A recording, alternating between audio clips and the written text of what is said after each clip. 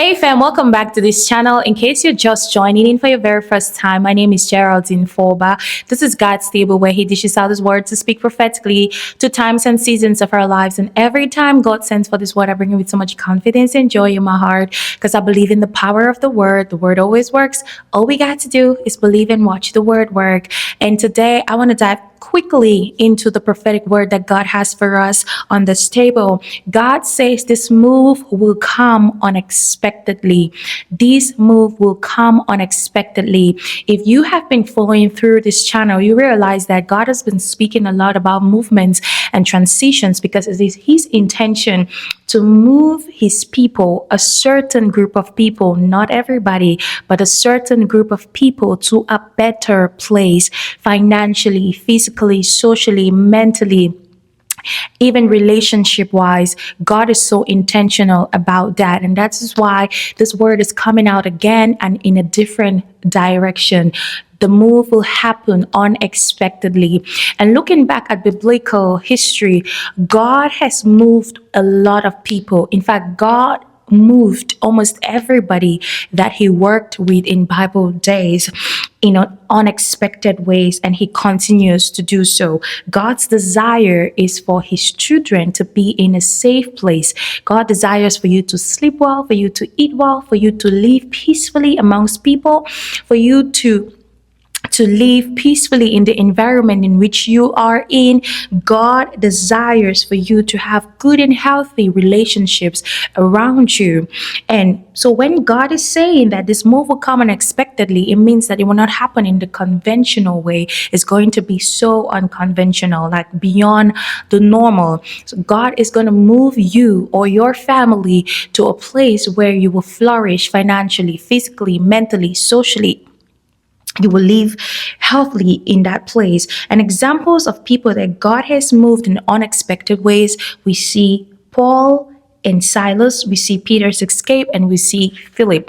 I wrote down a couple of these examples so that we are on track, so that I give out good information, not speaking from my own words. So permit me to always, look down to read from my book. While in prison, Peter was awakened by an angel who struck him and broke his chains. And this happened after the church had prayed for Peter. If you remember the story very well, Peter was in prison and the church was somewhere praying for him, and in an unexpected way, an angel came into the prison and struck Peter. That means he made Peter to wake up, and then he broke the chains of Peter, opened the door, and let Peter out. So unexpected. That move when it was unexpected. God moved Peter out of prison in a way that was not normal. The second we're going to see is Paul and Silas. While in prison, Paul and Silas were praying and singing. They were praying and singing hymns and making melodies. And so an angel, this time wasn't an angel. This time was an earthquake. That caused an earthquake. The ground shook. The prison bars were broken. They opened. And Paul and Silas were released from prison. So unexpected.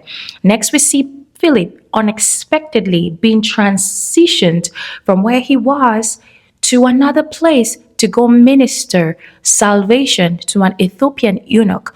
We see in Philip's case, he was moved not to a physical place or not to go settle in a physical place. He was moved so he could meet someone to minister to that person salvation.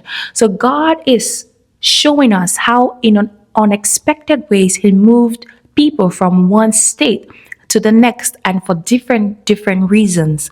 For different reasons. I always emphasize that God will not just only move you from a physical place to another physical place. It depends on your need. There are people who need physical relocation. God knows that. He will take care of that. There are people who need spiritual relocation. There are people who need mental relocation. There are people who need social relocations. God knows that. He meets each and every one of us according to our points of need. But the generality of this word is the move will come so unexpectedly.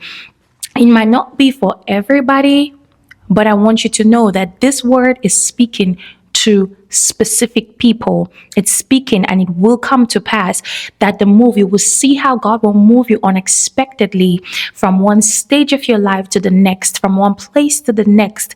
And it is not going to be anything normal. And time will fail me to talk about Abraham, how God moved Abraham from his father's house to another land, how God moved Joseph from his father's land to another land in unexpected ways, how God moved Jacob.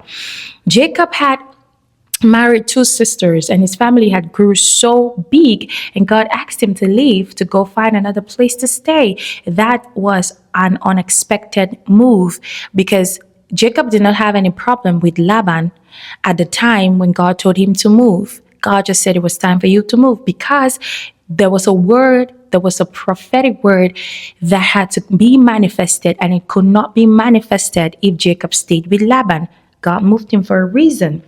You see how God moved the children of Israel from slavery to a promised land in unexpected ways. The different parameters, different routes, the different experiences the children of Israel had on their way to the promised land. Some people died, some people made it, some people didn't make it. Just like some things will leave you when God is moving you, and some things will stay with you, some things will grow with you, and then God will move you to the place where He has prepared for you. God prepared the promised land for the children of Israel, and He walked with them until they got into the promised land. And then finally, Mary and Joseph. God moved Mary and Joseph from Bethlehem, from where they were, to Bethlehem, because Jesus had to be born in Bethlehem. So God sees your need. He knows exactly the kind of move that you need in your life, and He's going to move you in unexpected ways. In unexpected ways. So for many of you trusting God for any kind of move, this is your word. This is your word. This move will come unexpectedly. This is what you must do to keep trusting God, keep praying, keep living in anticipation. This is what you must do in this time. Keep trusting God, keep praying, keep living in anticipation for that which you want God to do for you, and the kind of move that you want God to perform in your life. Keep living in that anticipation, and you will see it happen. But God is saying to you, the move will come unexpectedly. Unexpectedly. I love a good surprise from the Lord. It is always far beyond what we could ever ask or think or imagine. God always delivers on His word, and He delivers big time. I hope that this word has spoken to the people that it is intended to speak to. And I'll see you again with another word from the Lord. Until then, take care of yourself, stay safe and stay blessed. Bye.